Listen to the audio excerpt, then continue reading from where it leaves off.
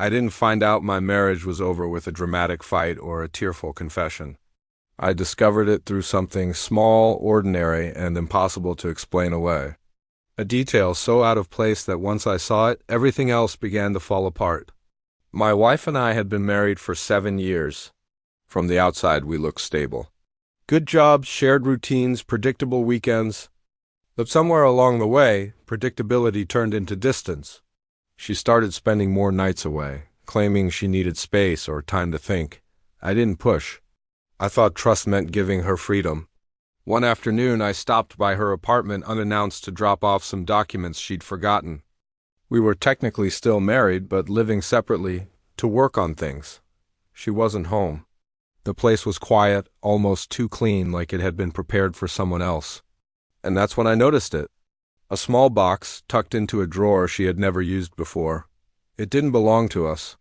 We hadn't needed anything like that in years. My hands went cold as I stared at it, hoping my mind was exaggerating, searching desperately for any other explanation. But there wasn't one. I didn't explode in anger. I didn't call her screaming. I just sat there, longer than I should have, letting the heavy truth settle in. The box itself wasn't the betrayal, it was the proof. It was proof that the distance, the late nights, the emotional absence all had a very specific reason. When she came home later that evening, I said nothing. I just watched her move around the room, so comfortable in her lie. That's what hurt more than anything else, the ease with which she lived a double life. Over the next few weeks, I stopped guessing and started observing. I didn't become an obsessive spy or chase after drama. I simply paid attention. The patterns became crystal clear. The same excuses repeated. Her phone was always face down on the table. She became suddenly defensive whenever I asked even the most basic questions about her day. Eventually, I confronted her calmly. At first, she denied everything. Then, she tried to minimize it as if it was no big deal. Then came the tears, and finally, she blamed me. I didn't argue. I just told her I already knew enough. Her silence in that moment confirmed everything. We decided to divorce. She had expected anger. She expected me to shout, to make threats. She probably expected me to break down or beg her to stay. Instead, I became quiet, focused, almost detached. And that scared her more than shouting ever could have. I began to gather evidence not to humiliate her, but to protect myself. Messages she had forgotten to delete. Dates that didn't align with her stories. Receipts she never noticed she'd left behind. I realized I didn't need revenge fueled by rage. What I needed was clarity and leverage for what was to come.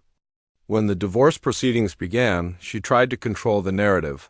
She painted herself as a misunderstood woman, someone who had simply grown apart from her husband. Some of our mutual friends started to question me.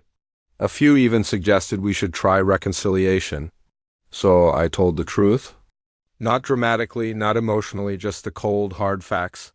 I showed them what I had documented. I didn't embellish the story. I didn't insult her character. I let reality speak for itself. The shift was immediate. The sympathy she had relied on completely vanished. People stopped defending what they could no longer deny. She was furious. She accused me of trying to ruin her life. I reminded her that honesty only ruins lies. That was the moment she realized she had lost control not just of our marriage, but of the carefully curated version of herself she had presented to the world. The divorce was finalized quietly after that. There were no courtroom theatrics, no screaming matches, just signatures on a page and the closing of a chapter that had already ended long before. Months passed. I started rebuilding my life piece by piece. I found new routines. I felt a new energy. A new confidence began to grow inside me. I was sleeping better. I was laughing more. I stopped replaying old conversations in my head, wondering what I had done wrong. I finally understood that loyalty to someone who betrays you isn't strength, it's self-erasure.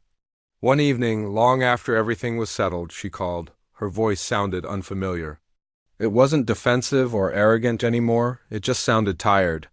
She told me she had lost people, friends, her sense of stability. The excitement she had chased was gone, leaving behind a trail of consequences she never planned for.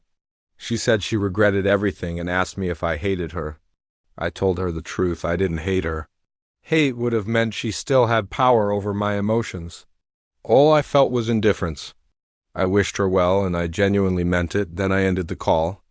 Walking away without cruelty felt better than any revenge fantasy I could have ever imagined. I didn't need to destroy her to reclaim myself. I didn't need to stoop to her level to prove my worth. The real revenge wasn't loud or dramatic. It was surviving her betrayal with dignity, exposing the truth without shame, and building a life where I was no longer just an option. It was a choice I would never again make for the wrong person. Thank you for listening to my story. If you've been through something similar, know that you're not alone and that peace is possible. Don't forget to like, subscribe, and share your own experiences in the comments below.